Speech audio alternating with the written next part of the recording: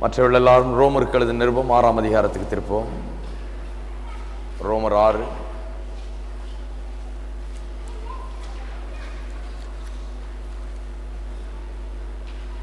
12, 13, 14 ஆகிய வசனங்களை வாசிக்கிறேன். ரோமர் 6, 12, 13, 14 ஆகிய வசனங்களை வாசிக்கிறேன். ஆகையால் நீங்கள் சரீர இச்சைகளின்படி பாவத்துக்கு கீழ்ப்படியத்தக்கதாக சாவுக்கு ஏதுவான உங்கள் சரீரத்தில் பாவம் ஆளாதிருப்பதாக நீங்கள் உங்கள் அவயவங்களை அநீதியின் ஆயுதங்களாக பாவத்துக்கு ஒப்புக்கொடாமல் உங்களை மரித்தோரிலிருந்து பிழைத்திருக்கிறவர்களாக தேவனுக்கு ஒப்பு கொடுத்து உங்கள் அவயவங்களை நீதிக்குரிய ஆயுதங்களாக தேவனுக்கு ஒப்பு கொடுங்கள். நீங்கள் நியாயப்பிரமாணத்துக்கு கீழ்ப்பற்றாமல் கிருபைக்கு அதிகாரம் கிறிஸ்துவோடு கூட நாம் எப்படி ஒன்றுபட்டிருக்கிறோம் என்பதை மையமாக வைத்து பவுல் அப்போஸ்தலன் எழுதியிருக்கிறார் என்பதை உங்களுக்கு சொன்னேன். அநேகர் சொல்லுகிறார்கள் இது பரிசுத்தத்தை குறித்த அதிகாரம் என்று. அதுவும் உண்மைதான். ஆனால் பரிசுத்தத்திற்கு அடிப்படையான சத்தியம் ஒன்று தெரிய வேண்டும். பரிசுத்தம் உண்டாக வேண்டும் என்றால் ஒரு கிறிஸ்தவ விசுவாசியின் வாழ்க்கையில் பரிசுத்தமாகுதல் நடைபெற வேண்டும் என்றால் அதற்கேற்ற சத்தியம் போதிக்கப்பட வேண்டும். அந்த சத்தியம் என்ன? கிறிஸ்துவோடு கூட விசுவாசி ஒன்றுபட்டு விட்டான் என்கிற சத்தியம்தான். ஒன்றுபட்டு விட்டான் என்றால் the truth of identification. அதனுடைய அர்த்தம் என்ன? எந்த விதத்தில் நாம் ஒன்றுபட்டிருக்கிறோம் அதை தான் 1 முதல் 11 வசனங்களிலே அப்போஸ்தலனாகிய பவுல் சொல்லி கொண்டு வருகிறார். நாம் கிறிஸ்துவுக்குள்ளாக ஞானஸ்தானம் பண்ணப்பட்டிருக்கிறோம். தண்ணீருக்குள்ள ஞானஸ்தானம் பண்ணப்பட்டா தண்ணி எப்படி நம்ம நினைக்குதோ உச்சந்தலையிலிருந்து உள்ளங்கால் வரை, அதுபோல கிறிஸ்துவுக்குள்ளாக ஞானஸ்தானம் பண்ணப்பட்டிருக்கிறோம். கிறிஸ்துவுக்குள்ளாக அவ்வளவாக தோய்த்து எடுக்கப்பட்ட நாம் உச்சந்தலையிலிருந்து உள்ளங்கால் வரை கிறிஸ்துவால் தொடப்பட்டிருக்கிற நாம் எப்படி பாவம் செய்ய முடியும்? பாவத்திலே நீ எப்படி வாழ முடியும்? அது மட்டுமில்லாமல் கிறிஸ்துவோடு கூட நாம் மரித்திருக்கிறோம். அவர் மரித்த போது நாம் அங்கே அவரோடு மரித்தோம், அடக்கம் பண்ணப்பட்டோம் அவரோடு, பிறகு அவரோடு உயிர்த்தெழுந்தோம். பாவத்துக்கு நாம் செத்து இருக்கிறோம். பாவத்தில் ஜீவிக்கிறது இல்லை, பாவத்துக்கு செத்தாகி விட்டது என்று இப்படியாக நாம் கிறிஸ்துவோடு கூட எப்படி ஒன்றுபட்டிருக்கிறோம் என்பதை குறித்து சொல்லுகிறார். கிறிஸ்துவோடு கூட அவ்வளவாய் ஒன்றுபட்டு விட்டோம்.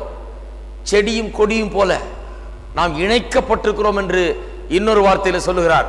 பல விதத்திலே எப்படி நாம் கிறிஸ்துவோடு கூட ஒன்றுபட்டு விட்டோம் என்று சொல்லுகிறார். அவருடைய முழு கருத்தும் என்ன? ஒரு விசுவாசி ரட்சிக்கப்படும் நேரத்திலே இவ்வளவாய் கிறிஸ்துவோடு கூட அவன் ஒன்றுபட்டு விட்டபடியால் இனிமே அவன் செய்ய வேண்டியதெல்லாம் நான் எவ்வளவு கிறிஸ்துவுக்குள்ளாக இருக்கிறேன், எவ்வளவு கிறிஸ்துவோடு கூட ஒன்றுபட்டு விட்டேன், ஒன்றாகி விட்டேன் என்பதை குறித்து அவன் அறிவுள்ளவனாக இருக்க வேண்டும். அதை அறிந்து நடக்க வேண்டும், அதை அறிந்து கொள்ள வேண்டும். அதை அறிந்து கொள்ளும் போது அவன் பாவம் செய்ய மாட்டான். நல்ல சட்டை போட்டிருக்கும் போது போய் அழுக்குல உட்கார மாட்டோம் இல்லையா? அவ்வளவுதான். அதுதான் அங்கே பரிசுத்தத்துக்கு ஏற்ற சத்தியம். அவர் என்ன சொல்லுகிறார்? ஒரு மனுஷனுக்கு நான் கிறிஸ்துவுக்குள்ளாக இருக்கிறேன், கிறிஸ்துவோடு கூட அப்படியே ஒன்றுபட்டு விட்டேன் என்று அவன் எண்ண துவங்கினான். அப்படிப்பட்ட ஒரு மனுஷன் பாவத்துக்குள்ள இனிமே போக மாட்டான், பாவம் செய்ய மாட்டான், பாவத்தில் இனி வாழ மாட்டான், பாவம் அவனுடைய வாழ்க்கையில இருக்காது என்று சொல்லுகிறார்.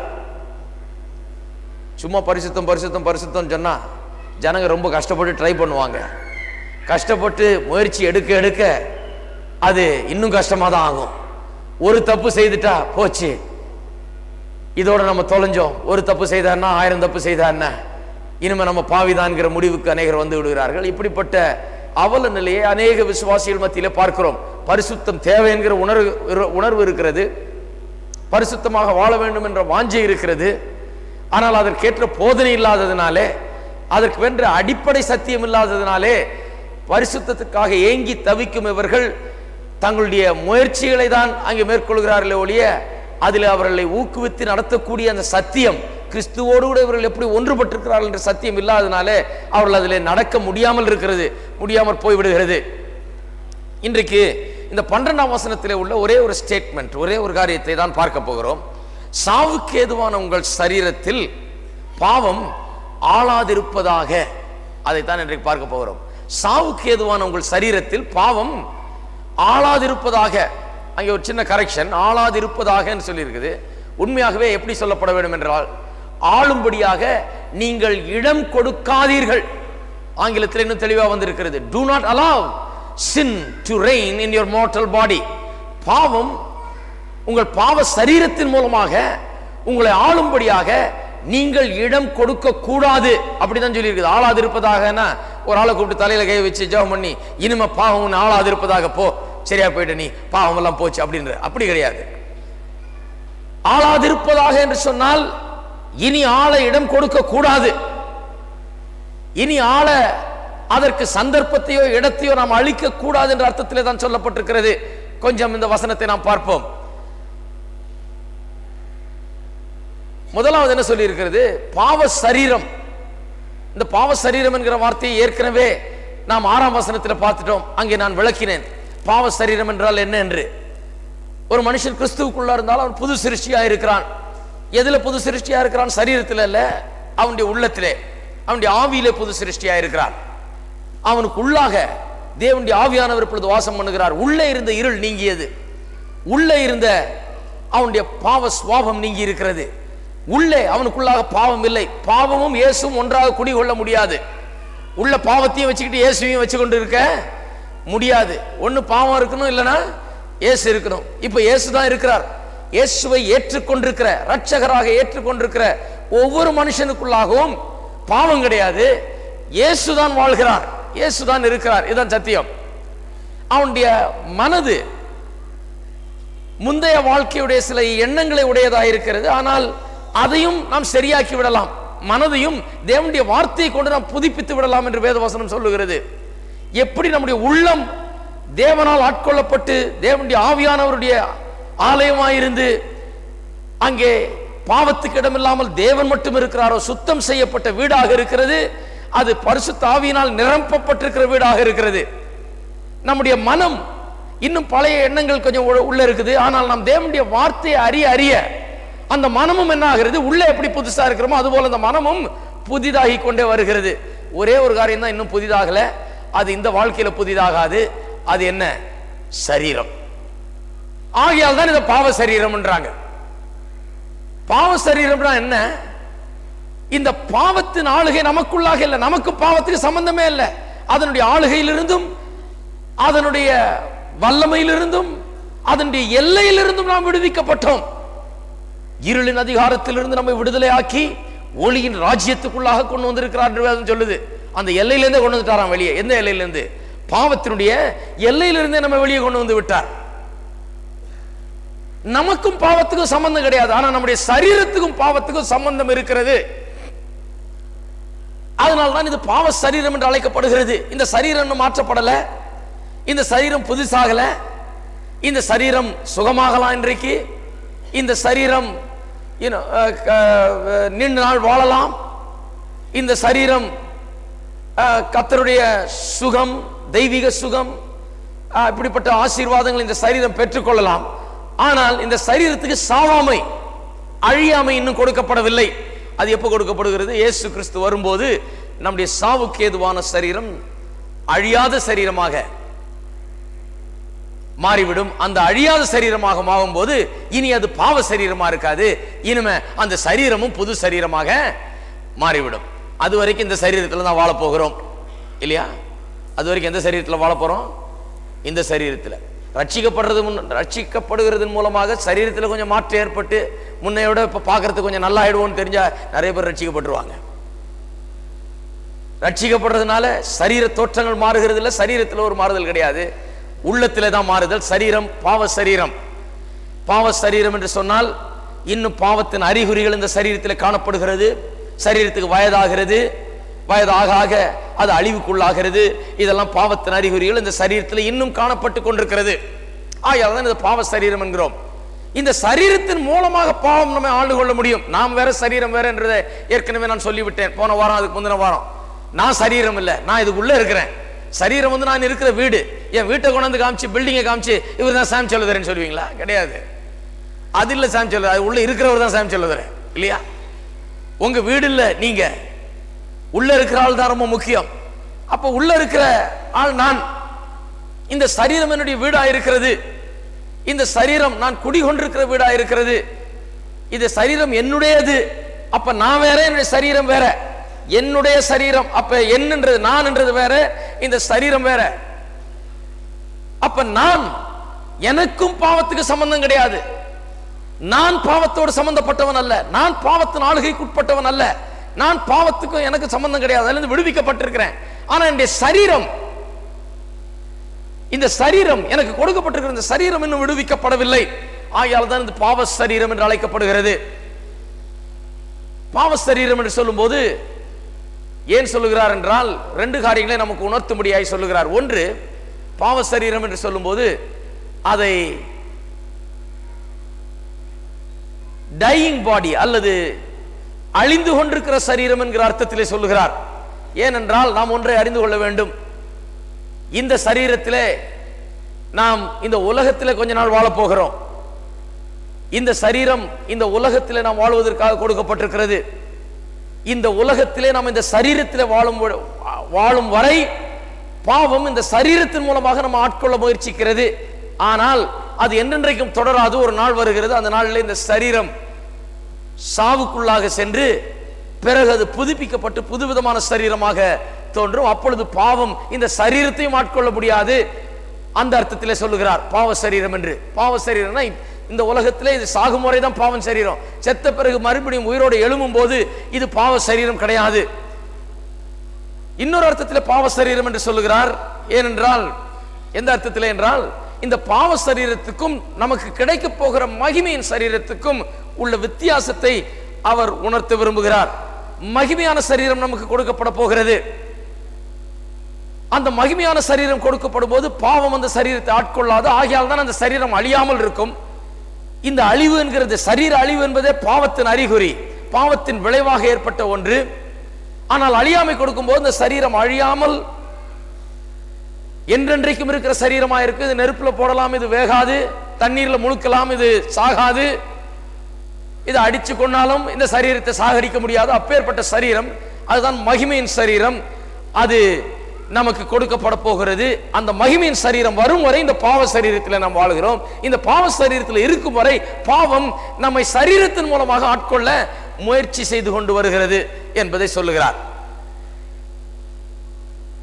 சாவுக்கு ஏதுவான உங்கள் சரீரத்தில், சாவுக்கு ஏதுவான உங்கள் சரீரம், சாவுக்கு ஏதுவான உங்கள் சரீரம் என்னும் போது இந்த சரீரம் சாவுக்கு ஏதுவானது. அது சாகும்போது வேற ஒரு சரீரம் நமக்கு கொடுக்கப்படுகிறது. அது மட்டுமில்லாமல் மகிமையின் சரீரம், அது வித்தியாசமான சரீரம் என்பதை உணர்த்தும்படியாய் சொல்லுகிறார். ஆனா இப்ப சாவுக்கு ஏதுவான சரீரத்தில் நாம் வாழ்ந்து கொண்டு வருகிறோம். இது சில காரியங்களை நமக்கு விளக்குகிறது. ஒவ்வொன்றாக அதை சொல்ல போகிறேன்.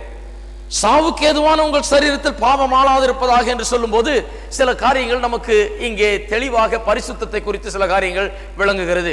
முதலாவது காரியம் என்னென்றால், பாவம் இன்னும் சரீரத்தின் மூலமாக, சரீரத்திலே அல்லது சரீரத்தின் மூலமாக அது நம்மோடு சம்பந்தப்பட்டிருக்கிறது. சரியான விதத்தில் இதை நாம் எடுத்துக்கொள்ள வேண்டும். நமக்கும் பாவத்துக்கும் சம்பந்தம் கிடையாது. Sin still remains and is left in our bodies, not in us but in our bodies. பாவம் நமக்குள்ள இல்ல, ஆனா நம்முடைய சரீரத்தில் இருக்கிறது, நம்முடைய சரீரத்தோடு சம்பந்தப்பட்டிருக்கிறது. நமக்கும் பாவத்துக்கு சம்பந்தம் கிடையாது. பாவத்துக்கு நமக்கும் உள்ள சம்பந்தம் எப்பொழுதோ துண்டிக்கப்பட்டு விட்டது. ஆனால் இந்த சரீரத்தில் இன்னும் பாவம் விடப்பட்டிருக்கிறது. இந்த சரீரத்தின் மூலமாக அது ஆளும்படியாக முயற்சி செய்யும் என்பதை பார்க்கிறோம். ஆகையால் முதலாவது காரியம் என்ன? இந்த பாவம் என்பது என்னோடு சம்பந்தப்பட்டில்லை, எனக்குள்ள அது கிடையாது, என்னில அது இல்லை, ஆனா என்னுடைய சரீரத்தில் அது இன்னும் விடப்பட்டிருக்கிறது. இரண்டாவது காரியம், இந்த சரீரத்தில் இந்த பாவம் இருக்கிற வரை அதை நான் சரியாக அந்த சரீரத்தை என்னுடைய கட்டுப்பாட்டுக்குள் வைக்காவிட்டால், அந்த சரீரத்தின் நடவடிக்கைகளை என்னுடைய கட்டுப்பாட்டுக்குள், மறுபடியும் சொல்றேன், நான் வேற சரீரம் வேற. அப்ப நான் சரீரத்தை ஆளணும், நான் சரீரத்தை கட்டுப்படுத்தணும். அப்போஸ்தலனாகிய பவுல் சொல்லுகிறார், நான் என் சரீரத்தை கட்டுப்படுத்துறேன். சரீரம் போன போக்கில் நாம போகிறது இல்லை. நான் இந்த சரீரத்தை காட்டிலும் பெரியவன், இந்த வீட்டை காட்டிலும் நான் பெரியவன், இதுக்குள்ள இருக்கிறவன் பெரியவன். இந்த சரீரம் எனக்கு அடங்கணும். நான் இதை கட்டுப்படுத்தாத வேளையிலே இந்த சரீரம் என்ன பண்ணுமாம்? இந்த சரீரம் என்னை ஆள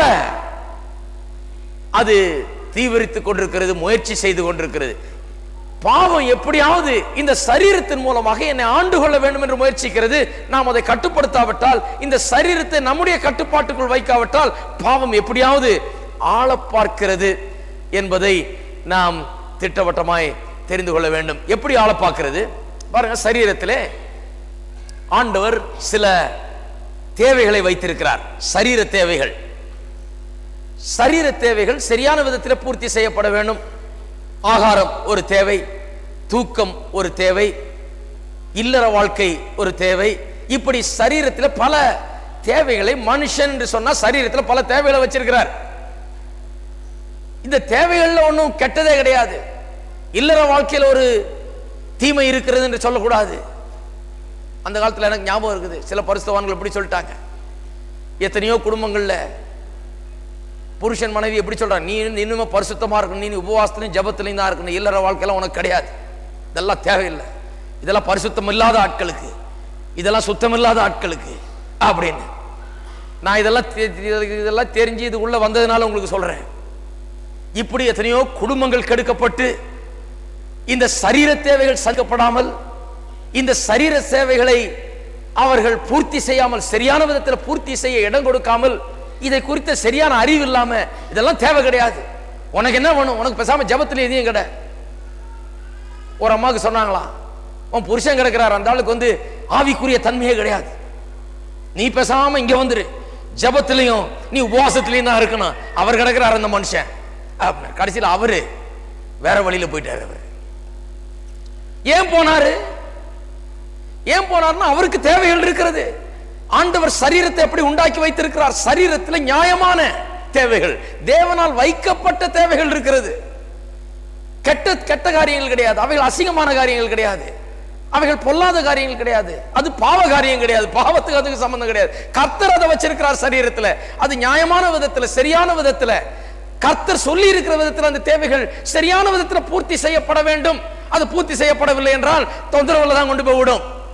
பாவம் எப்பவுமே என்ன பண்ணுதுன்னா, சரீரத்தில் நம்ம ஆட்கொள்ள அது முயற்சிக்கிறது எப்படின்னா, இப்படி தேவன் வைத்திருக்கிற நியாயமான சரியான தேவைகள், அசுத்தமான காரியங்கள் அல்ல. உண்மையாக தேவன் மனுஷனுடைய சரீரத்தில் வைச்சிருக்கிற இந்த தேவன் வைத்த தேவைகள், தேவன் வைத்திருக்கிற அந்த சரீரம், அதனுடைய அவசியங்கள், இவைகளை எல்லாம் எப்படியாவது தாறுமாறான விதத்திலே, தவறான விதத்திலே, மோசமான விதத்திலே, தேவனுக்கு ஒவ்வாத விதத்திலே அந்த தேவைகளை பூர்த்தி செய்யும்படியாக மனுஷனை தூண்டுவதுதான் பாவத்தினுடைய வேலை. பாவம் எப்பவும் ஏதோ செய்யக்கூடாத காரியத்தை செய்யறது கிடையாது, அப்படி கிடையாது. பாவம் என்றால் நியாயமாய் செய்யப்பட வேண்டிய காரியத்தை நியாயமில்லாம தாறுமாறாக மோசமான விதத்தில், தவறான விதத்தில் செய்கிறது தான் பாவம். நன்றா புரிந்து கொள்ள வேண்டும்.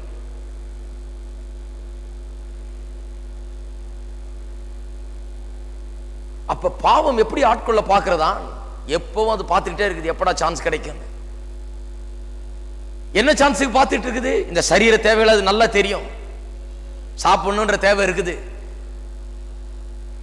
சமீபத்தில் ஒருத்தர் புக் எழுதியிருக்கிறாரு, The devil wants you fat. பிசாசு நீங்கள் தடியா இருக்க வேண்டும் என்று விரும்புகிறான். நான் நினைக்கிறேன் அது கொஞ்சம் சத்தியம் இருக்குதுன்னு, அதுல வாங்கி படிக்க போறேன் நான் கூட. நீங்க தடியா இருக்க வேண்டும் என்று பிசாசு. நான் கேட்கிறேன், தேவன் விரும்புவாரா நம்ம தடியா இருக்கணும்? நிச்சயமா விரும்ப மாட்டார். இந்த சரீரம் நல்லா இருக்கணும் தான் தேவன் விரும்புகிறார். இந்த சரீரம் ஆரோக்கியமா இருக்கணும்னு விரும்புகிறார். நாம் சரியான ஆகாரத்தை சாப்பிடணும்னு விரும்புகிறார். நாம் நல்லா இருக்கணும்னு விரும்புகிறார்.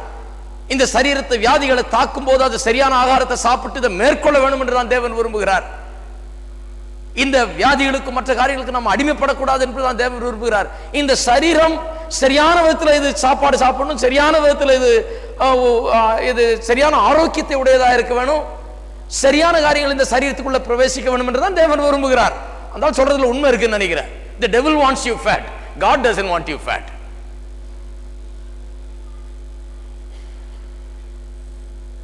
எங்களுக்கு வேற மாதிரி சொல்லிட்டாங்க, கொழுப்பெல்லாம் ஆசாரியருக்குடையது, ஆகியால் தான் நாங்கெல்லாம் பாஸ்டருங்கெல்லாம் இவ்வளோ தடியா இருக்கோட்டாங்க. நீ தடியா இல்லைன்னா நீ என்னையா பாஸ்டரா அப்படின்ட்டாங்க.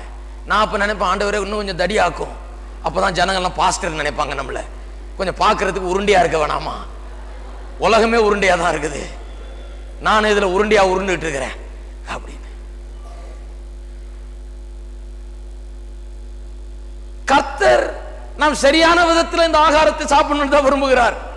ஆனா பிசாசு என்ன பண்றான்? இந்த சரியான தேவை, சாப்பிட வேண்டும் என்ற இந்த தேவை இருக்குது பாருங்க, அடிப்படையான தேவை மனுஷனுக்கு. இது பொல்லாதது இல்ல, இதுல அசிங்கம் ஒன்றும் கிடையாது, இதுல தீமை ஒன்றும் கிடையாது, சாப்பிட்டு தான் ஆகணும். ஆனா கண்டதெல்லாம் சாப்பிடு, எவ்வளவு வேணா சாப்பிடு, எப்ப வேணா சாப்பிடு, ஒரு நாளைக்கு 5 தடவை 6 தடவை சாப்பிடுன்னு சொல்றது வந்து என்ன பண்ணுது? சாத்தான் தான். இதே மாதிரிதான் சாத்தான் மற்ற தேவைகளை, அதுல தீமை ஒண்ணும் கிடையாது. ஆனா சாத்தான் பார்த்து கொண்டிருக்கிறான், எப்படியாவது இந்த தேவைகளை வச்சு, இந்த சரீர பிரகாரமான தேவைகள், பாடிலி நீட்ஸ், இதை வைத்து இவன் எப்படியாவது ஆட்கொண்டு தாறுமாறாக்கி இவனுடைய வாழ்க்கை அசிங்கமானதாக, மோசமானதாக, பாவம் நிறைந்ததாக, பாவ செயல்களை செய்கிறதாக எப்படியாவது மாற்றி விடலாமா என்று பிசாசு பார்த்து கொண்டிருக்கிறான். பாவம் அப்படித்தான் அப்படியே அப்படியே காத்துக்கிட்டு இருக்குது, எப்படியாவது ஆட்கொள்ளலாமா என்று. ஆகையால் பவுல் சொல்லுகிறார், சாவுக்கு ஏதுவான உங்கள் சரீரத்தில் பாவம் ஆளும்படியாக இடம் கொடுக்காதிருப்பீர்களாக. அதுக்கு இடம் கொடுக்காதீங்கன்றார். இது பார்த்துக்கிட்டு இருக்குது, பாவம் எப்படியாவது இந்த தவறான காரியத்தை வச்சு ஆட்கொள்ளலாம் என்று பவுல் சொல்லுகிறார். இடம் கொடுக்காதீங்க, அதுக்கு இடம் கொடுக்காதீங்க. மற்ற இடங்கள்லாம் போதிக்கிறார், இல்லற வாழ்க்கை அதை குறித்து மற்ற இடங்கள்லாம் போதிக்கிறார், அது எப்படி வாழ வேண்டும் என்று போதிக்கிறார். ஏன் இதுக்கு இடம் கொடுக்க கூடாது? பாவத்துக்கு இடம் கொடுக்க கூடாது. சரீர பிரகாரமான சரியான தேவைகளை, தேவன் வைத்திருக்கிற தேவைகளை சரியான விதத்தில் சந்திக்கணும், தேவனுக்கு ஏற்ற விதத்தில் சந்திக்கணும். அதை சந்திக்க தவறினால் பாவத்துக்கு நாம் இடம் கொடுக்கிறோம் என்பதை பவுல் அப்போஸ்தலன் பல இடங்களில் போதிக்கிறார். நான் உங்களுக்கு சொல்ல வேண்டியதில்லை, வாசித்திருப்பீங்க. பாவம் ஆட்கொள்ள முயற்சி செய்து கொண்டிருக்கிறது, பாவ சரீரத்தின் மூலமாக எப்படியாவது ஆட்கொள்ளணும். சிலர் நினைக்கிறாங்க பாவம் செத்துருச்சுன்னு. வேதம் அதை போதிக்கல, பாவம் செத்துருலங்க. ஹலோ, சிலர் சொல்றாங்க பாவம் செத்துருச்சு. பாவம் சாகல, நாம செத்து இருக்கிறோம். பாவம் என்ன இருக்குது? பாவம் இன்னும் உயிரோட தான் இருக்குது. நாம பாவத்துக்கு செத்து இருக்கிறோம், பாவம் நமக்கு சாகல. நாம் பாவத்துக்கு செத்து இருக்கிறோம். பாவம் நம்முடைய சரீரத்தில் எப்போதும், அது எப்போதும் பாவம் சரீரத்தின் மூலமாய் நம்ம எப்படி ஆட்கொள்ளலாம் என்று முயற்சி எடுத்துக்கொண்டே இருக்கிறது. ஆகையால் தான் பாருங்க, சில வசனங்கள்லாம் வாசிக்கிற பாருங்க, இப்படிப்பட்ட காரியங்கள்லாம் அப்போஸ்தலன் பவுல் சொல்லுகிறார். ரோமர் 6ஆம் அதிகாரம் 19ஆம் வசனம். இந்த சாவுக்கு ஏதுவான சரீரத்தில் இருக்கிற வரையில இந்த பாவத்தை நாம் சந்தித்தாக வேணும். இதுக்கு இடம் கொடுக்காமல் இருக்கணும், இதை நாம் மேற்கொள்ளணும், இதை எதிர்த்து நாம் சில காரியங்களை செய்ய வேண்டும் என்று போதிக்கிறார். 19ஆம் வசனம். உங்கள் மாம்ச பலவீனத்து நிமித்தம் மனுஷர் பேசுகிற பிரகாரமாய் பேசுகிறேன். என்ன சொல்றாருங்க? மாம்ச பலவீனத்து நிமித்தம், சரீரத்தை பற்றி தான் பேசுறார். மாம்ச பலவீனத்து நிமித்தம் மனுஷர் பேசுகிற பிரகாரமாய் பேசுகிறேன். அக்கிரமத்தை நடப்பிக்கும்படி முன்னே நீங்கள் உங்கள் அவயவங்களை அசுத்தத்திற்கும் அக்கிரமத்திற்கும் அடிமைகளாக ஒப்பு கொடுத்தது போல, முன்னே உங்கள் அவயவங்களை என்ன கைய கால, இந்த சரீர அவயவங்களை குறித்து தான் பேசுது. இது வேற எதையோ ஆவிக்குரிய காரியங்கள் அல்ல, சரீரத்தை பற்றி. இங்கே மாம்சம் என்கிறது சரீரத்தை குறித்து பேசுகிறது. மாம்ச பலவீனம் என்று சொல்லுகிறது சரீர பிரகாரமான தேவைகள், அதனுடைய அவசியங்களை குறித்து பேசுகிறது. முன்னே நம்முடைய சரீர அவயவங்களை அக்கிரமத்துக்கு அடிமைகளாக ஒப்பு கொடுத்தோம். அக்கிரமத்துக்கு அடிமையா இருந்தது, இந்த கை அக்கிரமத்துக்கு அடிமையா இருந்தது, கால் அக்கிரமத்துக்கு அடிமையா இருந்தது, இந்த சரீரம் அக்கிரமத்துக்கு அடிமையா இருந்தது. இப்பொழுது அப்ப நீங்க அப்படி ஒப்பு கொடுத்தது போல இப்பொழுது பரிசுத்தமானதை நடப்பிக்கும்படி உங்கள் அவயவங்களை, சரீர அவயவங்களை நீதிக்கு அடிமைகளாக ஒப்பு கொடுங்கள் என்று சொல்லுகிறார். ரோமர் 8ஆம் அதிகாரம் 23ஆம் வசனம். பாவம் செத்திருந்தா அதை சொல்ல வேண்டிய அவசியம் இல்லை, பாவம் தான் செத்துருச்சு, அப்புறம் என்னத்துக்கு சரீரத்தை இனிமே அக்கிரமத்துக்கு அடிமைகளாக ஒப்பு கொடுக்காதீங்க, நீதியின் அவயவங்களாக ஒப்பு கொடுங்கன்னு சொல்ல வேண்டிய அவசியம் இல்லை. பாவம் செத்துருச்சு, அது போயிடுச்சு, அது ஒண்ணுமில்லை, இனிமே நமக்கு அதுக்கும் ஒண்ணுமே சம்பந்தம் கிடையாது என்று சொன்னால் இதை சொல்லவே வேண்டியதில்லை. நம்முடைய உள்ளத்துக்கு, நம்முடைய ஆவிக்கும் பாவத்துக்கு சம்பந்தம் கிடையாது. சரீரத்தின் மூலமாக அதை ஆட்கொள்ள முயற்சி செய்து கொண்டிருக்கிறது.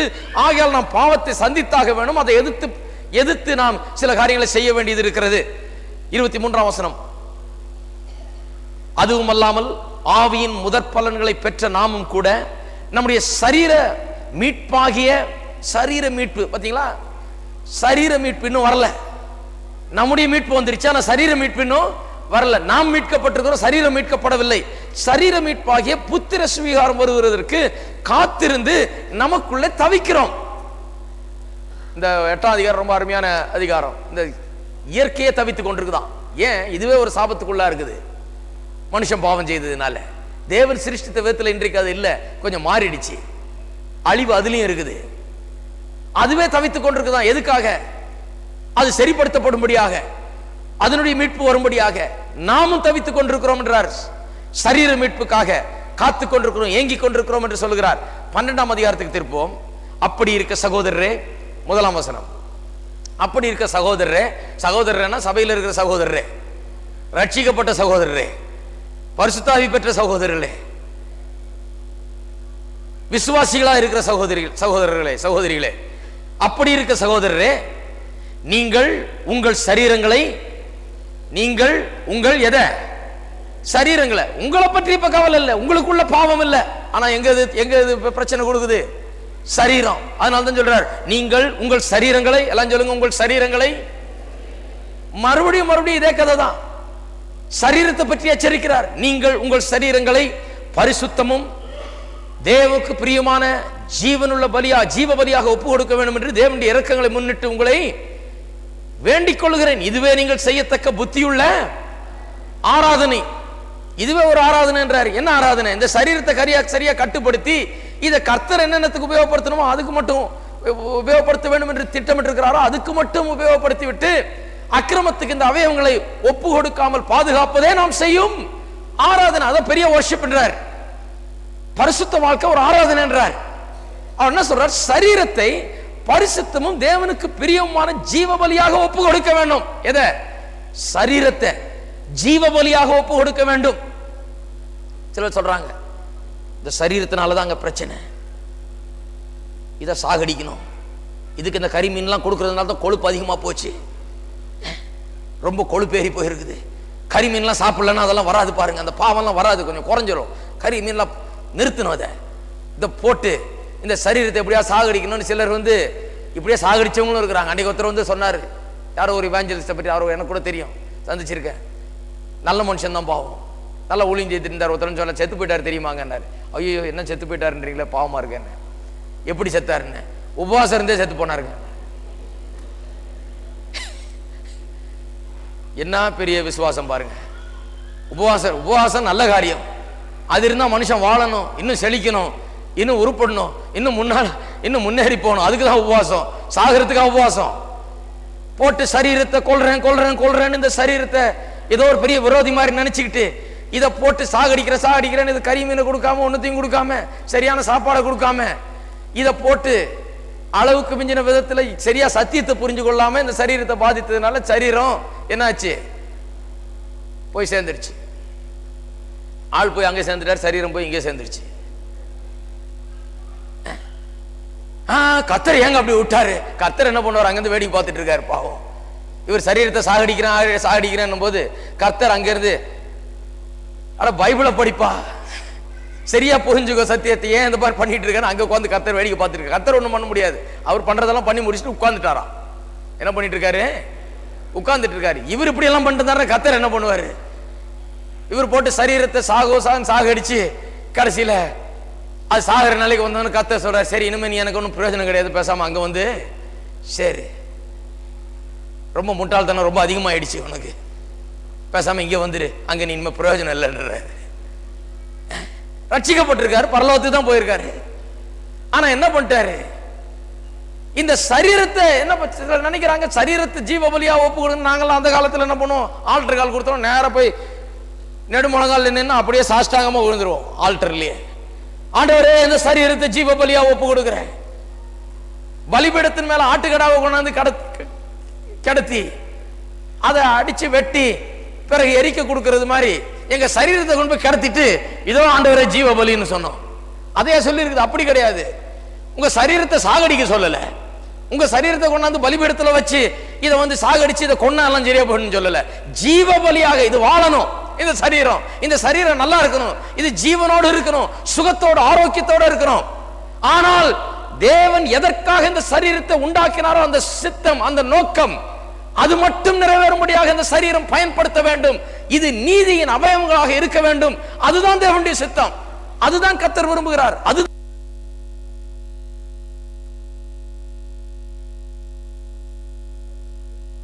இந்த சரீரத்தை எதுக்காக உங்களுக்கு கொடுத்தாரோ அந்த நோக்கத்துக்காக இந்த சரீரத்தை பயன்படுத்தி நீதியின் அவயவங்களாக, ஜீவன் உள்ளவர்களாக, பலன் உள்ளவர்களாக, ஆரோக்கியம் உள்ளவர்களாக அங்கு இங்கு நடமாடி நல்ல வேலை செய்து நல்ல செழித்து சுகமாக ஆரோக்கியமாக வாழ்ந்து கர்த்தருக்கு சாட்சியாக வாழும்போது அதுதான் நீங்கள் செய்யத்தக்க புத்தியுள்ள ஆராதனை. இதை விட பெரிய ஆராதனை கிடையாதுங்கிற.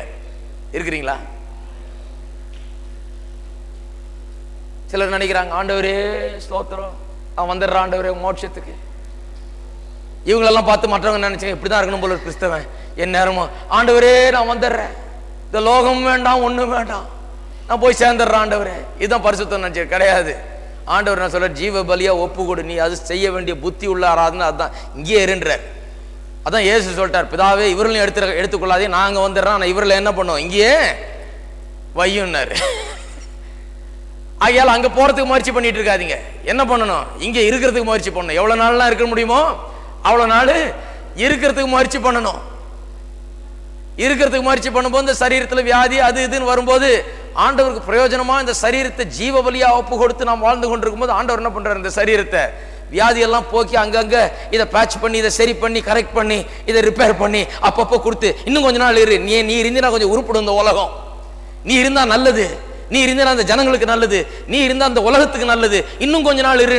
என்ன பண்றாரு ஆண்டவர், கிட்னியை சரி பண்றாரு, இருதயத்தை சரி பண்றாரு, லிவரை சரி பண்றாரு, எல்லாத்தையும் சரி பண்றாரு, ரத்த குழாய்களை சரி பண்றாரு, நோயெல்லாம் சரி பண்றாரு. ஏன்? இந்த சரீரம் ரொம்ப முக்கியம், இந்த ஆள் ரொம்ப முக்கியம். ஏன் முக்கியம்? இந்த ஆள் கர்த்தருக்கு சாட்சியாய் ஜீவ பலியாய் வாழ்ந்து கொண்டிருக்கிறான் இல்லையா? அப்ப ஆண்டவர் அங்கங்க பேட்ச் பண்ணி ரிப்பேர் பண்ணி எல்லாம் பண்ணி என்ன பண்றாரு, இன்னும் கொஞ்ச நாள் இருப்பா, நீ இருக்கிற வரைக்கும் இரு, இன்னும் கொஞ்ச நாள் இரு, நான் உனக்கு ஹெல்ப் பண்றேன், இந்த வியாதி ஒன்று ஒன்றும் பண்ணாது, பயப்படாத, இதுல இருந்து உன்னை சரியாக்குற, இன்னும் நல்லா வாழு, நீ இன்னும் நல்லா இரு, அநேகருக்கு பிரயோஜனமா இரு என்று ஆண்டவர் சொல்ல. ஆனா விசுவாசிங்க என்ன பண்ணிட்டாங்க, போறதுக்கு முடிவு பண்ணிட்டாங்க. நீ சோத்திர ஆண்டவரு மோட்சலோகம். ஏங்க அவ்வளவு அவசரம் மோட்சலோகம்? மோட்சலோகம் எப்பவுமே இருக்க போகுது. இருக்கீங்களா? எல்லாரும் ஒரு ஆமென் சொல்லுங்க. இன்னொரு வசனம் வாசிப்போம். 1 கொரிந்தியர் 6ஆம் அதிகாரம் 13ஆம் வசனம். வயிற்றுக்கு போஜனமும் போஜனத்துக்கு வயிறும் ஏற்கும், ஆனாலும் தேவன் இதையும் அதையும் அழிய பண்ணுவார். சரீரமோ வேசித்தனத்துக்கு அல்ல, கர்த்தருக்கே உரியது, கர்த்தரும் சரீரத்துக்கு உரியவர். செவ்வாய்க்கிழமை போதித்துக் கொண்டு வர்றேன் சரீரத்தை பற்றி. ரொம்ப முக்கியமான போதனை. உண்மையாகவே இது நம்முடைய வாழ்க்கையிலே ஒரு பெரிய மறுமலர்ச்சி ஏற்படுத்தும் அநேகருக்கு என்று நான் நம்புகிறேன். எனக்கு ஏற்படுத்துது அது, எல்லாரை விட. உங்களுக்கு ஏற்படுத்துதோ இல்லையோ, என்ன ஒரு வழியாகிடாது, சரியாக போகுது. என்ன கரெக்டாக ஒரு ஷேப்பில் கொண்டு வந்து வர விடுன்னு நினைக்கிறேன். சரீரத்தை பொறுத்தவரையில் சரீரம் கர்த்தருக்கு உரியது. செவ்வாய்க்கிழமை சொன்னேன். சிலர் சொல்றாங்க, இந்த வெள்ளக்கார வாலிபர்லாம் சொல்லுவாங்க, அந்த காலத்தில் நான் அமெரிக்காவில் இருக்கிறப்ப சொல்லுவாங்க, நீங்க என்னங்க அது செய்யக்கூடாது இது செய்யக்கூடாதுன்றீங்க, இது ஏன் சரீரம், this is my body, I will do with it what I want. தப்பு. இது ஏன் சரீரம், இந்த சரீரத்தை வச்சு நான் என்னமோ செய்யறேன், என் கை என் காலு உங்களுக்கு என்ன வந்தது அப்படின்னுவாங்க. என் கை என் காலு ஆண்டவர் என்ன சொல்றது எனக்கு கிடையாது. சரீரம் கர்த்தருடையது. எல்லாரும் சொல்லுவோம் சரீரம் கர்த்தருடையது. என்னது இல்லை இது, இதுக்கு மரியாதை கொடுக்கணும். இது யாருடைய சொத்து? கர்த்தருடையது. சரீரம் கர்த்தருடையது. கர்த்தரும் சரீரத்துக்கு உரியவர் அப்படின்னு சொன்னா சரீரம் கர்த்தருக்கு சொந்தமானது, கர்த்தர் சரீரத்துக்கு சொந்தமானவர். இந்த சரீரத்தை தான் அவர் குடிகொண்டிருக்கிற இடமாக வச்சிருக்கிறாரு. இது தேவனுடைய ஆலயமா இருக்கிறது. அதுக்காக தான் இந்த சரீரத்துக்கு நம்ம முக்கியத்துவம் கொடுக்கணும். இந்த சரீரத்தை கவனிக்கணும். எந்த விதத்தில் கவனிக்கணும்? இது பாவம் செய்யாதபடிக்கு, இது பாவத்தில் இது மூழ்காதபடிக்கு, இது பாவம் சரீரத்தின் மூலமாக நம்ம ஆட்கொள்ளாதபடிக்கு, சரீர தேவைகள் பெர்வர்ட் ஆகி, சரீர தேவைகள் தாறுமாறான விதத்தில் சந்திக்கப்படும்படியாக பாவம் நம்மை திசை திருப்பாதபடிக்கு சரீரத்தை நாம் ஜாக்கிரதையாய் காக்க வேண்டும். 1 கொரிந்தியர் 9 அதில் சொல்லுகிறார் அப்போஸ்தலனாகிய பவுல் 9:27 அவர் சொல்லுகிறார் தன்னை பற்றி, மற்றவர்களுக்கு பிரசங்கம் பண்ணுகிற நான் தானே ஆகாதவனாய் போகாதபடிக்கு என் சரீரத்தை ஒடுக்கி கீழ்ப்படுத்துகிறேன். சரீரத்தை ஒடுக்குதுன்னா கரிமீனை நிறுத்துறது கிடையாது. எதை நிறுத்தணுமோ அதெல்லாம் நிறுத்துங்க. நிறைய போட்டு தப்பான காரியத்தை சாப்பிட்டு கடைசியில் இவ்வளோ பேசார் அதை நிறுத்தலாம். ஏன்னா அது நமக்கு உதவ போறது இல்லை இல்லையா? அது நமக்கு உதவ போறது இல்லை. எனக்கு ஞாபகம் இருக்கு, அமெரிக்காவில் ஒரு சபைக்கு போயிருந்த பாவம் இவ்வளோ பெருசு இருக்கிறார், ஒரு பிரசங்கம் பண்றாரு, அவருக்கு மூச்சு வாங்குது. அவர் பிரசங்கம் பண்ணும்போதெல்லாம் நான் ஜெபம் பண்ணிட்டு ஆண்டவரே இவர் விழுந்துடக்கூடாது, பேலன்ஸே இல்லாத மாதிரி இருக்கு, அவ்வளோ பெருசா இருக்காரு, விழுந்துருவாரோன்னு இருக்கு. அவர் படிக்கட்டில் ஏறும்போது இறங்கும் போதெல்லாம் வேண்டாத சாப்பாடெல்லாம் ஒதுக்கலாம், அதெல்லாம் செய்யலாம். ஆனா ஒடுக்குகிறது, சரீரத்தை ஒடுக்குகிறது என்று சொன்னால் நாம நினைக்கிற மாதிரி இந்த உலக பிரகாரமான மதங்கள் நினைக்கிற போல ஒடுக்குகிறது கிடையாது. சரீரத்தை ஒடுக்குகிறது என்று சொன்னால் நான் இந்த சரீரத்தை ஆட்கொள்ள வேண்டும், எனக்கு இந்த சரீரம் கட்டுப்பட வேண்டும், நான் கிறிஸ்துவுக்குள்ளாக இருக்கிறேன், நான் புது சிருஷ்டி, எனக்குள்ள ஆவியானவர் இருக்கிறார், நான் ஆவியில நடக்கும் போது, நான் கர்த்தருக்கு கீழ்ப்படிஞ்சு நடக்கும் போது சரீரம் எனக்கு கீழ்ப்படிஞ்சு அது நடக்கணும். அதுதான் ஒடுக்குறது. கரெக்டா வைக்கணும் இந்த சரீரத்தை இல்லையா? இந்த கை இப்படி போகும்போது நான் என்ன பண்ணணும், இந்த கையை போகாதேன்னு செய்யாதுன்னு சொல்லணும். ஆகையால் தான் பவுல் அப்போஸ்தலன் போதிக்கிறார், திருடக்கூடாது, பொய் சொல்லாதீர்கள், மோசமான காரியங்களை பேசாதீங்க. இதெல்லாம் ஏன் சொல்றாருன்னு சொன்னா நாம் கட்டுப்பாட்டுக்குள் இருக்க வேண்டும், அதுக்காக அப்படி சொல்லுகிறார். ஆக இந்த புதிய ஏற்பாட்டு உபதேசம், பரிசுத்தத்தை குறித்த உபதேசத்துல பல காரியங்கள் நமக்கு தெளிவாக விளங்குகிறது. அதுல என்ன முதல் காரியம், பாவம் நம்முடைய சரீரத்தில் இன்னும் இருந்து கொண்டிருக்கிறது, சரீரத்தை ஆட்கொள்ள பார்க்கிறது. அது சரீரத்தின் மூலமாக நம்மையே ஆட்கொள்ள முடியுமான்னு பார்க்குது பாவம். ஆகையால் தான் இது பாவ சரீரம் என்று அழைக்கப்படுகிறது. ஆக சரீரத்தில் பாவம் இருக்கிறது மட்டுமில்லாமல் இந்த பாவம் நாம் இடம் கொடுத்தால், அதை சரியாக நாம் கட்டுப்படுத்தாவிட்டால் சரீரத்தை, இந்த பாவம் சரீரம் மூலமாக நம்மை ஆட்கொள்ள முயற்சி செய்யும் என்பது இந்த காரியத்தில் விளங்குகிறது. மூன்றாவது, சாவுக்கு ஏதுவான இந்த சரீரத்தில் பாவம் உங்களை ஆட்கொள்ளாதிருப்பதாக என்று அவர் சொல்லி இருக்கிறார். பாருங்க, திரும்பி போவோம் ரோமர் 6ஆம் அதிகாரத்துக்கு. சாவுக்கு ஏதுவான உங்கள் சரீரத்தில் பாவம் ஆண்டு கொள்ள இடம் கொடுக்காதீர்கள் என்று பவுல் அப்போஸ்தலன் சொன்னதன் மூலமாக இன்னொரு காரியம் விளங்குகிறது. மூன்றாவது காரியம் அது என்ன, பாவம் நம்மை ஆள வேண்டிய அவசியம் கிடையாது. அது எப்படி இந்த உலகத்தில் இருக்க வரைக்கும் அது ஆண்டுக்குங்க, அது எப்படி நம்ம மேற்கொண்டு ஆகுங்க, பாவம் நம்மளை விடாது, அது தப்பு. சாவுக்கேதுவான உங்கள் சரீரத்தில் பாவம் ஆளாதிருப்பதாக என்னைக்கு அவர் சொன்னாரோ அன்னைக்கே ஒரு காரியம் விளங்குகிறது, பாவம் ஆள வேண்டிய அவசியம் இல்லை, ஆளக்கூடாது, ஆளாத நிலையில நாம் இருக்க முடியும். ஆகையால் தான் சொல்றாரு ஆளாது இருப்பதாக, இல்லைன்னா சொல்லியிருக்க மாட்டாரு. என்ன சொல்லியிருப்பாரு, வேற வழி இல்லை, பாவம் உங்களை ஆண்டு கொண்டுதான் இருக்கும்னு சொல்லியிருப்பாரு. பாவம் ஆளாது இருப்பதாக நீங்க பாத்துங்க, பாவம் ஆளாதபடிக்கு இடம் கொடுக்காதீங்க, நீங்க அலோவ் பண்ணாதீங்க அப்படின்னு சொன்னதன் மூலம் என்ன விளங்குகிறது, நாம் சரியா அதை செய்தா பாவத்துக்கு இடம் கிடையாது, பாவம் இல்லாமல் ஜீவிக்க முடியும், பாவத்தை மேற்கொண்டு ஜீவிக்க முடியும், பாவத்தின் ஆளுகைக்கு இடம் கொடுக்க வேண்டிய அவசியம் கிடையாது என்பது விளங்குகிறது. நான்காவது காரியம், சாவுக்கேதுவான உங்கள் சரீரத்தில் பாவம் ஆளாதிருப்பதாக அல்லது பாவம் ஆளும்படியாக இடம் கொடுக்காதீர்கள் என்று சொல்லும் போது இன்னொரு காரியம் நமக்கு விளங்குகிறது. அது என்னவென்றால், இது ஆள இடம் கொடுக்க கூடாது என்பது நாம் செய்ய வேண்டிய ஒரு காரியம். We must put it into practice. Do not allow. நாம் இடம் கொடுக்க கூடாது.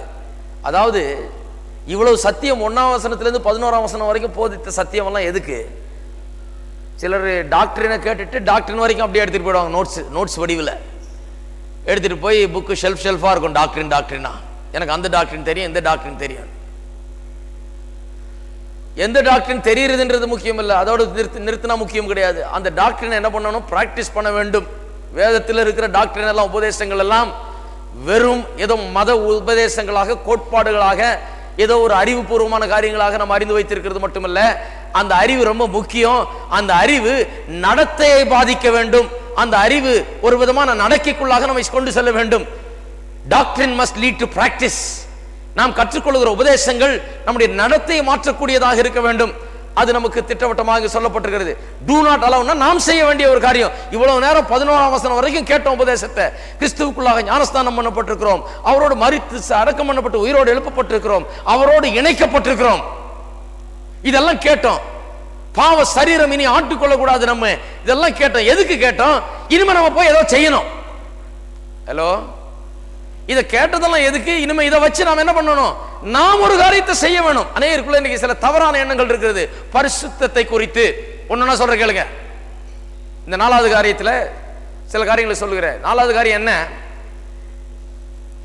நாம் செய்ய வேண்டிய ஒன்று. It must be practised.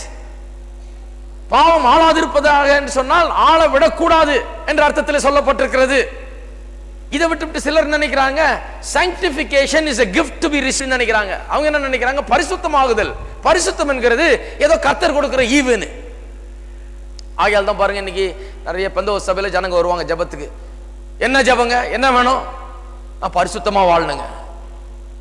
சரி, ஐயா அவன் கை வச்சு, ஆண்டவர் இவர் எப்படியா பரிசுத்தமா வாழும்படியா அவருக்கு உதவி செய்ய போ. பாவம் போனுங்க, இயேசு நாமத்தில் பாவமே போ. இது ரொம்ப சிம்பிளா போகுது. ஒன்றும் பேச வேண்டியதில்லை, அவர்கிட்ட உபதேசமும் பண்ண வேண்டியதில்லை. இந்த ஆள் என்ன நினைச்சிட்டு இருக்காரு? போய் ஜெபம் பண்ணிக்கிட்டா பரிசுத்தம் வந்துடும், இது கர்த்தர் கொடுக்கிற ஈவுன்னு சொல்லி. கிடையாது. நீதிமானாக்கப்படுதல் என்பது கர்த்தர் கொடுக்கிற ஈவு. பரிசுத்தமாகுதல் என்பது ஈவு கிடையாதுங்க. பரிசுத்தமாகுதல் என்பது நாம் அறிந்த சத்தியத்தை வைத்து நாம் ஒன்றை செய்வது.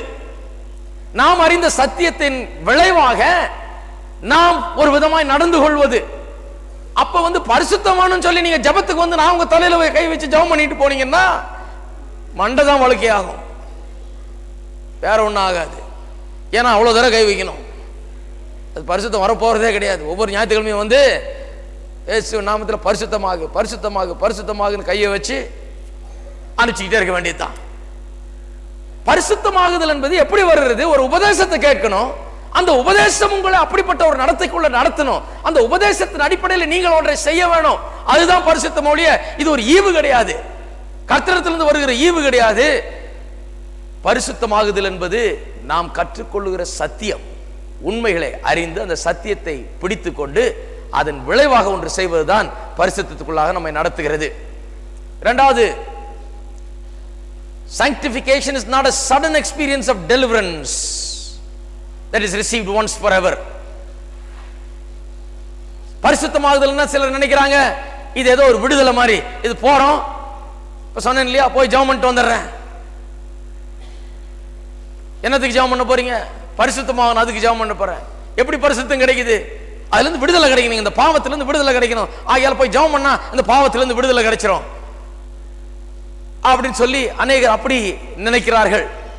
இது என்னைக்கோ ஒரு நாள் திடீர்னு கிடைக்கிற டெலிவரன்ஸ், அந்த ஒரு நாள்லயே கிடைச்சிருச்சு, நான் போயிட்டேன். அப்படி கிடையாது. பரிசுத்தமாகிறது என்று சொல்லுது. பரிசுத்தமாகிறது என்று சொல்லுகிறது நாம் ஒரு சத்தியத்தை நிச்சயமாய் புரிந்து கொள்ள வேண்டும், அறிந்து கொள்ள வேண்டும். அந்த சத்தியம் புரிஞ்சாதான் அதுக்கேற்றாற் போல நடக்க இருக்கும். ஒரே நாள்ல டெலிவர் ஆக முடியாது. அப்படி டெலிவர் ஆனாலும், சப்போஸ் நம்ம ஜெபம் பண்ணுகிறோம், சிலருக்கு ஜெபம் பண்ணும்போது சில கெட்ட பழக்கங்கள் அது இது அவங்க அன்னைக்கு விட வேண்டும் என்று அவர்கள் வாஞ்சிக்கிறார்கள். சரி, நம்ம ஜெபம் பண்ணதுனால அன்னைக்கே அந்த பிரச்சனை தீர்ந்ததுன்னு அர்த்தம் இல்லை. அவர் போய் சரியான சத்தியத்தை கேட்டு அதுக்கப்புறம் அந்த சத்தியத்தின்படி நடக்கலைன்னா அந்த காரியம் தொடராது. சிலர் பாருங்க, இன்னைக்கு சிகரெட்டை கொண்டு தூக்கி எரிஞ்சிருவாங்க. தூக்கி எரிஞ்சிட்டு அப்புறம் வெளியே போய் இன்னொரு புது பாக்கெட்டு வாங்கி, வேற வழி இல்லை. சத்தியம் தெரியலன்னா அதான் வரும். சத்தியம் தெரியவில்லை என்றால் ஏதோ ஒரு யாரோ சொன்னாங்க சிகரெட் எல்லாம் தூக்கி எறியணும்னு எல்லாம் தூக்கி மேடையில் எறிவாங்க. அதெல்லாம் பார்த்துருக்கிறேன், நான் இதெல்லாம் பார்த்துட்டு தான் வந்திருக்கேன். 1000 பேர் அங்கே நின்று சிகரெட் தூக்கி ஓன்னு எறிவாங்க. எல்லாம் மேலே பூரா சிகரெட் விழும். ஆஹா, இவ்வளவு பேர் விடுதலை ஆயிட்டாங்க. விடுதலை ஆக மாட்டாங்க. நான் சொல்றேன், அவங்களுக்கு யாராவது கரெக்டான போதனை ஒன்று போதிக்கலனா, அவங்க யார் என்பதை போதிக்கலனா, அவங்க கர்த்தருக்குள்ள எப்படி இருக்கிறார்கள் என்பதை யாராவது அவர்களுக்கு சொல்லவில்லை என்றால், கர்த்தருடைய வார்த்தையை எடுத்து அவர்கள் எப்படி கிறிஸ்துவோடு கூட ஒன்றுபட்டிருக்கிறார்கள் என்பதை போதிக்கலனா, இன்னைக்கு விட்ட ஆளு கொஞ்ச நாள் தன்னுடைய ஏதோ ஒரு தீர்மானத்தின் மூலமாக சில நாட்கள் அப்படி இருக்கலாம். ஆனால் கொஞ்ச நாள்ல திருப்பி அது வரக்கூடிய வாய்ப்பு இருக்குது. ஏன்னா சத்தியத்தின் விளைவாக அது வரல, மாற்றம் வரல. ஆகையால் தான் ஒரு நாள் சபைக்கு வந்தவொடனே நீ அதை விட்டு இதை விட்டு சொல்றது கிடையாது. ஏன்?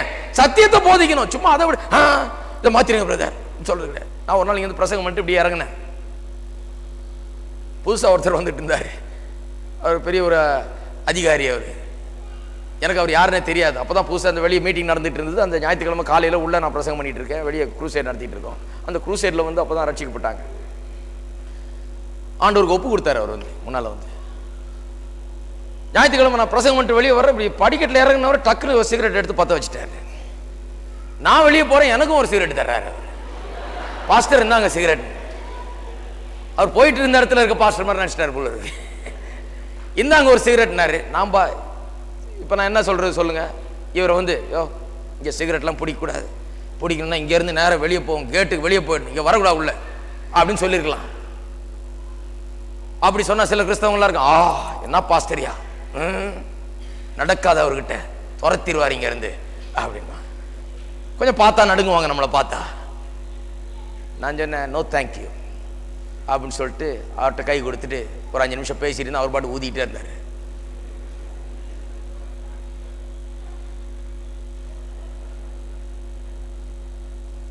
ஏன் சிலருக்கு இது புரியுறதுல, அது எப்படி பாஸ்டர் சொல்லலையா ஒரு வார்த்தை சொல்லி இருக்கணுமே, நீங்க இதெல்லாம் பண்ணக்கூடாது. அதை சொன்ன பிரயோஜனம் இல்லைங்க, சத்தியத்தை சொல்லணும். நான் அந்த தலையில கை வச்சு டெலிவரி பண்ண முடியாது. இது அப்படி பண்ணாலும் சத்தியத்துக்கு அவர் திரும்பி வரலன்னா அது வேலை செய்யாது. இவர் ஒருவேளை ஒரு தீர்மானம் வச்சு சிகரெட்டை தூக்கி எறிஞ்சிடலாம். ஆனா அதுக்கேற்ற சத்தியம் பிறகு போதிக்கப்படவில்லைன்னா நிரந்தரமான ஒரு விடுதலை அதுல இருந்து இருக்காதவருக்கு. அப்ப எது முக்கியம்? நம்முடைய வீராப்புல நீ அதை விடு இதை விடு, நீ அதை தூக்கி ஏறி இப்படி சொல்றது முக்கியம் அல்ல. வீராப்பை விட்டுட்டு வேலை செய்யணும், வசனத்தை போதிக்கணும். ஞாயிற்றுக்கிழமை தோறும் வசனத்தை போதித்துக்கிட்டே இருக்கணும், ஏத்திக்கிட்டே இருக்கணும் உள்ளுக்கு. அதுக்கப்புறம் ஒழுங்கா வந்தார், வசனத்தை கேட்டார். வீட்டுக்கு போனா அவ்வளவு பெரிய பார் வச்சிருக்கிறார். இது மட்டும் இல்ல, அவருக்கு அதுவும் இருக்குது. வீட்டுக்கு விசிட்டிங் போலான்னு போறேன், அவ்வளோ பெரிய பார், அதுல விதவிதமான ஃபாரின் வகையான பாட்டில்கள்லாம் வச்சிருக்காரு. சொன்னீங்களா பாஸ்டர் இதெல்லாம் கூடாதுன்னு? ஒண்ணுமே சொல்ல. கோயிலுக்கு வர்றாரு மனுஷன், வரட்டும், கேட்கட்டும் சத்தியத்தை. பேசாம இருந்தேன். இன்னொரு 2 மாசம் பொறுத்து வீட்டுக்கு விசிட்டிங் போனேன். போனா அந்த பாரே காலி ஆயிடுச்சு. நான் அவர்கிட்ட ஒண்ணு கேட்கலாம். அந்த அம்மா சொல்றாங்க, என்னைக்கு அங்க கோயிலுக்கு வந்தோமோ, கொஞ்ச நாள் வந்து அங்க சத்தியத்தை கேட்டோமோ, இதெல்லாம் தூக்கி வெளியேறிங்கன்ட்டு. எங்க வீட்டில் ஒரே டான்ஸ் தான் நடக்கும், பார்ட்டி தான் நடக்கும். பெரிய ஹால் மாதிரி வச்சு அங்கே சோஃபாக்கள்லாம் போட்டு நடுவில் நாங்கள் மியூசிக் போட்டு நாங்கள் எல்லாம் டான்ஸ் ஆடுவோம், ரொம்ப அப்படி இருப்போம், குடிப்போம் அப்படின்னாங்க. ஆனால் என்னைக்கு நாங்கள் வந்தோமோ சத்தியத்தை கேட்டோமோ இதெல்லாம் தூக்கி வெளியேறுங்கன்ட்டு. இனிமேல் இந்த வீட்டில் டான்ஸும் கிடையாது, ஒன்றும் கிடையாது. நான் ஒரு நாளும் சொன்னதில்லை இந்த மேடையிலேருந்து டான்ஸ் ஆடாதீங்க. ஹலோ, இருக்கிறீங்களா? நீங்க சொல்லுங்க. இவங்களுக்கெல்லாம் கரெக்ட் சொல்லலாம், இருந்தாலும் சத்தியத்தை போதிக்கணும். சத்தியத்தை போதிக்கும் போது சத்தியத்தை போதிச்சு அதன் பிறகு சொன்னா பரவாயில்ல. சத்தியத்தை போதிக்காம நீ அதை விடு இதை விடு இதை பண்ண அதை பண்ணுன்னு சொன்னா வேலை செய்யவே செய்யாது. சத்தியம் அவசியம். ஆகையால பரிசுத்தமாகுதல் என்பது ஒரே நாள்ல கிடைக்கிற டெலிவரன்ஸ் கிடையாது. இது ஒவ்வொரு நாளும் விசுவாசி தான் கேட்ட சத்தியத்தின் அடிப்படையில் நடப்பது.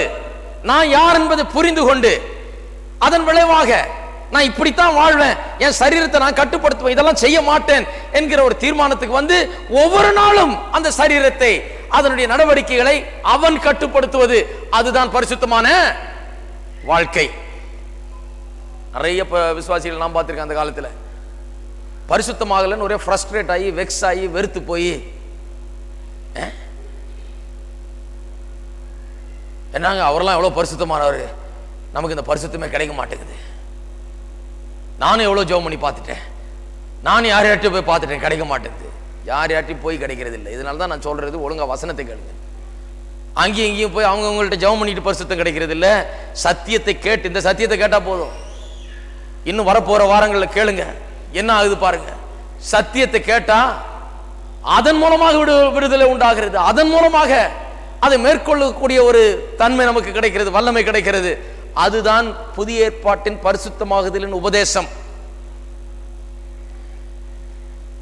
இன்னொன்னு இருக்குது, இதெல்லாம் சொல்லிடுறேன். ஏன்னா இதெல்லாம் பார்த்து குழம்பி வந்த ஆள் தான் நான், சிக்கி தவித்தாள். அதனால இதெல்லாம் லிஸ்ட் போட்டு சொல்லிடுறேன். பரிசுத்தமாகுதல்னா அந்த காலத்தில் என்ன சொல்லிட்டாங்க, நீ உன்னை ஒப்பு கொடு பரிசுத்தமாகிறதுக்கு. நான் எத்தனை தடவை ஒப்பு கொடுத்தேன்றீங்க? 100கணக்கான தடவை ஒப்பு கொடுத்திருக்கிறேன். நான் ஒப்பு கொடுலாம் சரியா போயிடும். நான் ஒப்பு கொடுத்தியா? ஐயோ, திருப்பியும் ஒப்பு கொடுக்குறேங்க. ஸோ அந்த காலத்தில் நாங்கள் பண்ணதெல்லாம் திரும்ப திரும்ப திரும்ப ஒப்பு கொடுத்தோம். எவ்வளோ ஒப்பு கொடுத்தோம். சரண்டர் யுவர் செல்ஃப், ஒப்பு கொடு. ஒப்பு கொடுக்காத ஜீவியம். இன்னும் ஃபுல்லா ஒப்பு கொடுக்கல. நீ ஒரு நாள் கோயிலுக்கு போனா நீ இன்னும் ஃபுல்லா ரட்சிக்கப்படலன்றாங்க, இன்னொரு அடுத்த நாள் போனா நீ இன்னும் ஃபுல்லா ஒப்பு கொடுக்கலன்றாங்க. என்னதான் பண்றது? நானும் போய் அந்த ஆல்டர் கிட்ட போய் நானும் ஒப்பு கொடுக்குறேன். ஆண்டவரே ஒப்பு கொடுக்குறேன். போன வாரம் ஒப்பு கொடுத்ததெல்லாம் கேன்சல் ஆயிடுச்சு. இந்த வாரம் வந்து மறுபடியும் ஒப்பு கொடுத்து திரும்ப திரும்ப என்ன நானே ஒப்பு கொடுத்து சப்புன்னு ஆயிடுச்சு வாழ்க்கையே. ஒப்பு கொடுத்து பாருங்க, பரிசுத்தமாகுதல் ஒப்பு கொடுக்கிறது மூலமா வர்றதில்லை. நான் ஒப்பு கொடுக்கிறேன்னு சொல்லி கிடையாது. பரிசுத்தமாகுதல் ஆளை இடம் கொடுக்காதிருக்கிறது மூலமாக வருகிறது. ஹலோ, ஆள சரீரத்தில் பாவம் ஆளும்படியாக இடம் கொடுக்காமல் இருங்கள் என்று சொல்லுகிறது. அதை நான் செய்யும் போது பரிசுத்தம் வருகிறது. அதை நான் செய்யணும்னா அதுக்கேற்ற சத்தியம் தேவை. ஏன் இடம் கொடுக்க கூடாது? நான் யார்? நான் யாருடைய பிள்ளை? எப்படிப்பட்ட விலையேற பெற்ற ரத்தத்தினால் நான் மீட்கப்பட்டிருக்கிறேன். யாருக்குள்ள இருக்கிறேன்? யார் எனக்குள்ள இருக்கிறாரு? நான் எந்த குடும்பத்தை சேர்ந்திருக்கிறேன்? இவ்வளவு பெரிய உயர்ந்த ஸ்தானத்தில் இருக்கிற எனக்கு, இவ்வளவு பெரிய லட்சியத்தோட வாழுகிற எனக்கு இந்த சாக்கடையில என்ன இருக்குது? இனிமே நான் ஏன் குடிக்கணும்? இனிமே நான் ஏன் இதை பண்ணணும்? இந்த சாக்கடைக்கும் ராஜாவுக்கு என்ன சம்பந்தம் இருக்குது? நான் ராஜாவின் பிள்ளை அப்படி என்கிற உணர்வு வந்தால்தான் இதுல நடக்க மாட்டேன். ஹலோ, எனக்கும் தெரியும் நிறைய வாலிபர் ஒப்பு கொடுக்கறதே ஒரு பெரிய ஒரு இதா போச்சு எங்களுக்கு. ஒப்பு கொடுத்தியா? நீ ஒப்பு கொடுத்தியா? நான் ஒப்பு. எங்க வீட்டில் எல்லாருக்கும் சந்தோஷம், வா ஒப்பு கொடுத்துட்டான் இன்னைக்கு. அப்புறம் அடுத்த வாரம் பழைய குருடி கதவை திரடின மாதிரி திரும்பவும் அதே தான். பாவத்தின் மேல ஒரு வல்லமை கிடையாது, ஒரு ஜெயம் கிடையாது, ஒன்றும் கிடையாது. திருப்பியும் இதே கதை தான். திருப்பியும் ஒப்பு கொடு. நீ எதுக்கும் இப்போ புது இவாஞ்சலிஸ்ட் வந்திருக்கிறாரு, எழுப்புதல் பிரசங்கர் வந்திருக்காரு, நீ ஒப்பு கொடுக்குற. நீ இன்னைக்கு சரி திருப்பியும் போய் ஒப்பு கொடு. இவர் மூலமா ஏதாவது நடக்குமான்னு பார்த்துட்டு இருந்தோம். எப்படியெல்லாம் என்ன எங்களுக்கு இவராது ஏதாவது செய்வாரா? ஒரு பிரசங்கம் பண்ணாரா, 1000 பேர் சிகரெட்டை தூக்கி எரிஞ்சாங்களாம். சரி நானும் போறேன். எல்லாம் முயற்சி செஞ்சு பார்த்தாச்சு. கடைசியில பார்த்தா எங்க இருக்குது விஷயம்? நான் யார் என்கிற சத்தியத்தை நான் புரிந்து கொண்டு அந்த மேலான எண்ணம் எனக்குள்ளாக வந்து, இனி நான் இந்த சரீரத்தை பார்த்துக்க போறேன், இதுல பாவம் ஆளை இடம் கொடுக்க மாட்டேன் அப்படின்னு தீர்மானம் பண்ணி அதை ஒவ்வொரு நாளும் நடப்பிக்கிறது. என்னைக்கோ ஒரு தீர்மானத்தில் வந்துடுறது கிடையாது. ஒவ்வொரு நாளும் பாவம் ஆளும்படியாக இடம் கொடுக்காமல் இருக்கிறதுல தான் பரிசுத்தம் வர்றது. ஒரு நாள் இடம் கொடுத்துட்டா பின்மாறி போயிடுறோம் இல்லையா? இன்னொன்னு சொல்றேன்,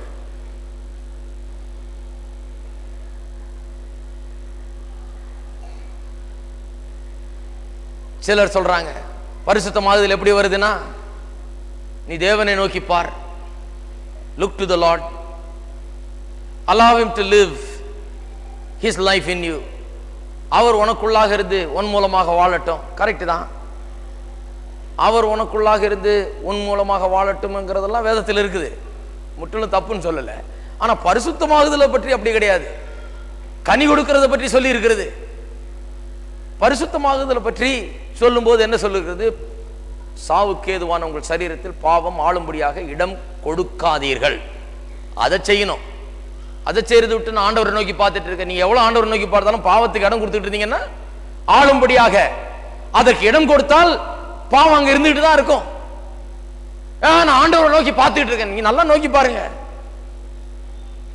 ஆனால் பாவத்துக்கு இடம் இருக்கும். ஏன் இடம் இருக்கும்? நீங்க இடம் கொடுக்குறீங்க. இதை இடம் கொடுக்கறத என்னைக்கு நிறுத்துறோமோ அன்னைக்கு தான் பரிசுத்தமாகுதல் உண்டாகும். இதை கொடுக்கறத நிறுத்தணும் என்றால் அதற்கு என்ன அவசியம்? அது கேட்டேன். சத்தியம் அவசியம். அவங்க என்ன சொல்லிடுறாங்க, நீ பாவத்தை எதிர்த்து போராடிட்டு இருக்கிற, நீ போராடுறதெல்லாம் விட்டுட்டு நீ ஆண்டவரை நோக்கி பாரு, உனக்கு அவர் ஜெயத்தை தருவார், உனக்கு அவர் இதை தருவார். அது வேதத்தில் போதிக்கல. அதாவது பாவத்தை மேற்கொள்ளுகிறதுக்கு நீ ஆண்டவரை நோக்கி பார்த்தா ஆண்டவர் பாவத்து மேல உனக்கு ஜெயத்தை தருவார்னு சொல்ல. வேதம் என்ன சொல்லுது? எல்லாம் செய்துட்டார் அவர்.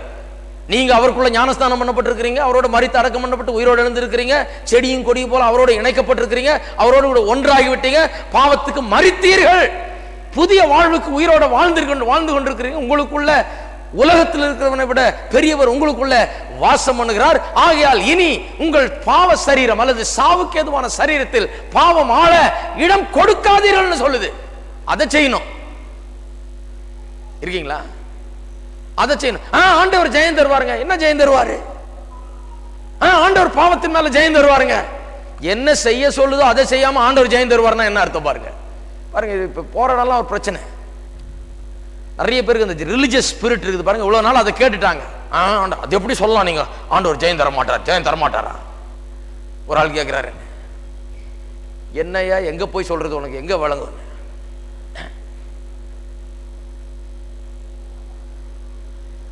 என்ன சொல்றேன்றதை கவனிங்க. ஆண்டவர் ஜெயம் தருவார்ன்றதெல்லாம் உண்மைதான். ஆனா பாவத்தை மேற்கொள்ளுகிறதுன்னு வரும்போது ஆண்டவர் நோக்கி பாரு, ஆண்டவர் உனக்கு ஜெயம் தருவார்னு சொல்லி இல்ல வேதம். பாவத்தை மேற்கொள்ளுன்னு வரும்போது சாவுக்கு ஏதுவான உங்கள் சரீரத்தில் பாவம் ஆளும்படியாக இடம் கொடுக்காதிருங்கள் சொல்லி அதை செய்யுங்க. ஆண்டவர் ஜெயம் தருவார்னு சொல்றதை விட என்ன பண்ணும்? இடம் கொடுக்க மாட்டேன் என்கிற நிலைக்கு வரணும். அதை தினந்தோறும் செய்யணும். தினந்தோறும் இடம் கொடுக்க கூடாது. ஒவ்வொரு நாளும் 24 மணி நேரம் இடம் கொடுக்க கூடாது. அப்போதான் பரிசுத்தமான வாழ்க்கை.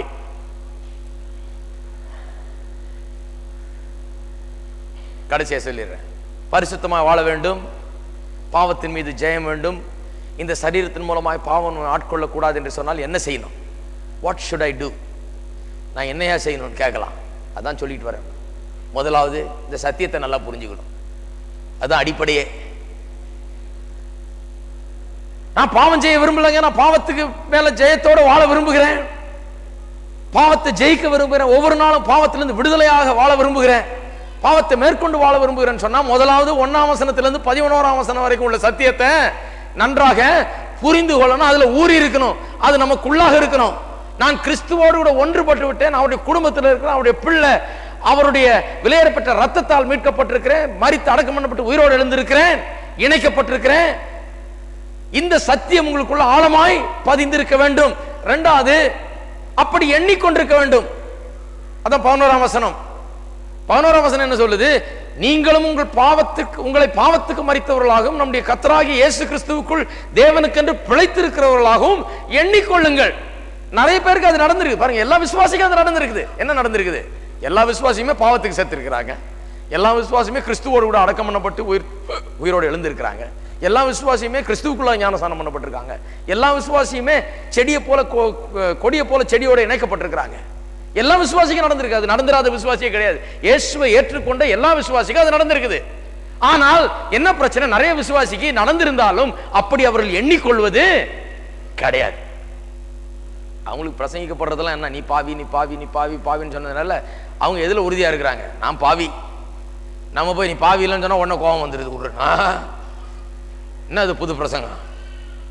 டக்குன்னு மாத்துறீங்க. 40 வருஷமா நாங்கள் இப்படி தான் பண்ணிட்டு இருக்கிறோம். சரி போங்க பண்ணுங்கன்னு விட்டுறது. நான் இவெல்லாம் வம்பே வேணான்னு அங்கேயே போங்க, பாவி பாவின்னு சொல்லிட்டே கிடங்க, போங்க என்னமோ பண்ணுங்க.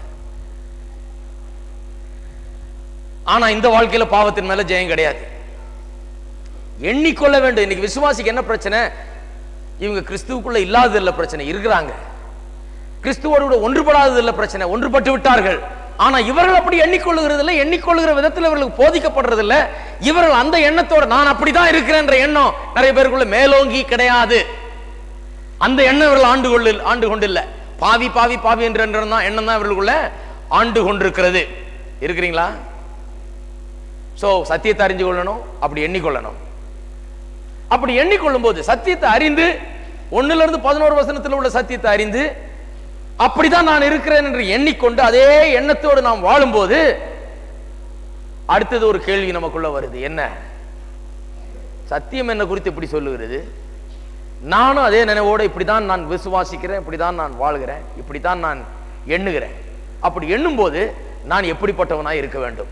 இந்த சத்தியத்தை விசுவாசித்து இப்படிப்பட்ட எண்ணத்தை உடைய நான் எப்படிப்பட்டவனாக வாழ வேண்டும்? இந்த சத்தியத்தின் வெளிச்சத்திலே, நான் அறிந்த இந்த சத்தியத்தின் அடிப்படையிலே எப்படிப்பட்ட வாழ்க்கையை நான் நடத்த வேண்டும்?